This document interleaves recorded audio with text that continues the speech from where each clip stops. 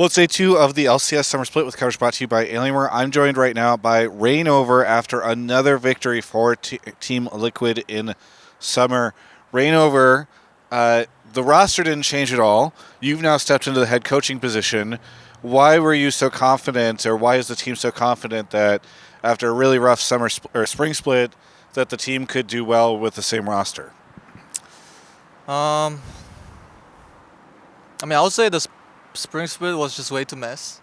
I felt like as a team we couldn't really find the identity, and our draft was all over.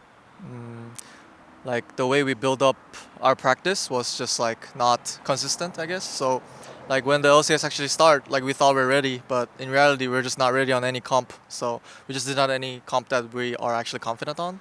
So on summer split, I tried my best to change that. So I guess going into the split, we had a lot of like weapon ready. Like we have a lot of comp that we know how to play and confident on. So I think that's like the biggest change. What? Yeah. What is the number one thing you were trying to work on? I mean, you said a little bit like confidence, but what anything else that you're really trying to change between spring and summer? As I said, just making sure we utilize our player strength most from pick and ban, and just making sure the guys feel comfortable.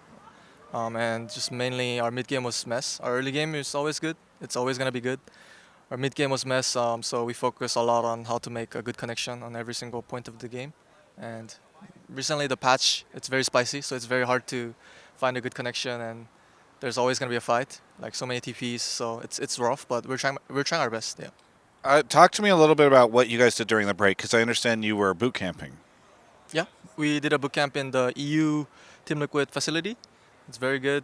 We get to practice a lot of scrims against MSI teams, and we actually get a lot of number of scrim against like actually top teams because they like scrimming with us. So I guess that was very helpful.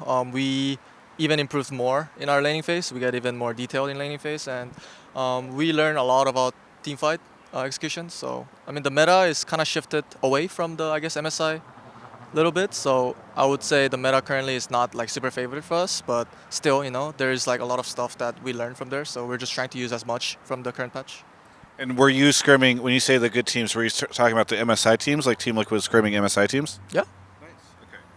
And, looking at those scrims, in the spring, there was a pretty frequent conversation around like, oh, Team Liquid's doing well in scrims, but they can't bring it on stage. Was that true? Were you guys very good in spring and scrims? And if so, how do you prepare for like this situation where once again maybe scrims are going well, and oh, is that going to translate to stage?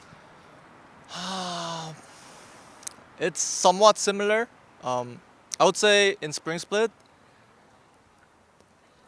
I mean, our laning was really strong, right? So there was a lot of games where we just, win games in 15 minutes. And like we didn't really get to practice our mid game because, enemy just like FF at 15 minutes in spring split at the beginning.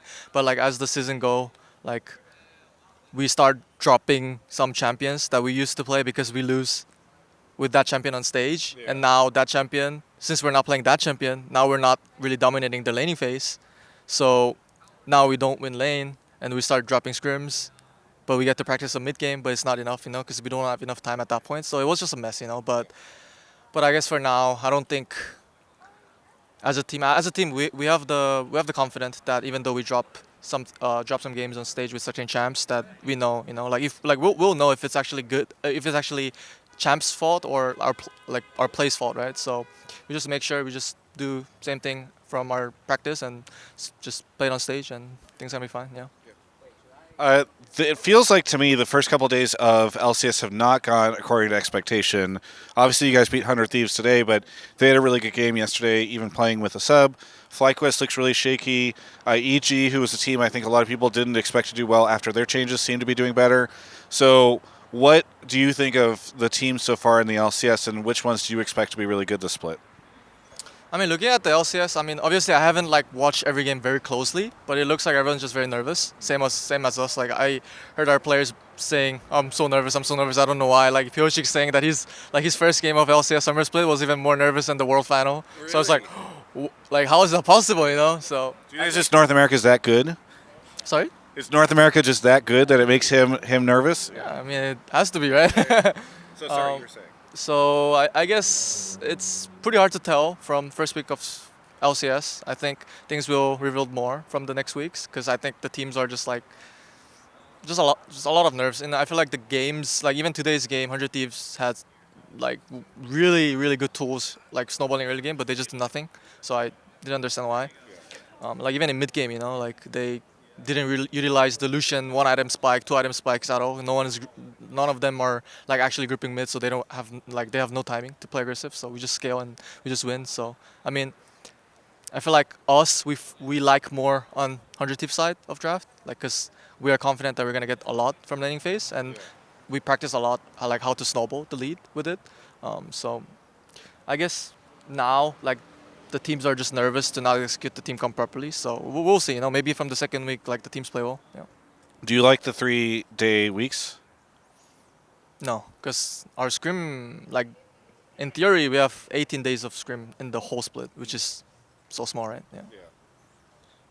That's fair. I mean, I've talked to some players who are like, oh yeah, it's really annoying when you scrim all week long and then you just play 2 games. And so this ideally changes it. But for you, you see it as like a loss of practice. Yeah? Not for us, because we're going to do night block.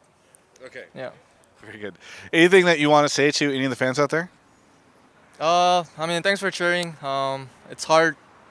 I think it's too early to say that we're going to like do very good like for the rest of the split. Like I don't know how's the patch gonna go. Maybe next patch benefits us more, but we're gonna try our best from our position and then hope it works well. Yeah. Thank you so much for the interview, Reignover. Best luck with Team Liquid through the split. For everyone else, you can check out the rest of my coverage of all things esports right here on my YouTube channel. Hey everyone, I am in the LCS press room right now. This is a press box where I always hang out and watch the games, and it's quite dark in here. So how do we edit? Well, it's with this, the Alienware M18. This thing is beautiful. It's got an 18-inch panel and a 16 by 10 aspect ratio in QHD+, so that gives us the space we need to edit the footage you watch all while we're in this press box. And the NVIDIA GeForce RTX 40 series graphics card in this thing allows us to render footage seamlessly on the M18 so that we can export videos quickly. So the next time you're watching one of these videos, be sure to appreciate that Alienware hooked us up with the M18, and you can get one too. There's a link in the description, but really appreciate them, and hopefully you enjoy their sponsorship of it so that we can create videos like this one.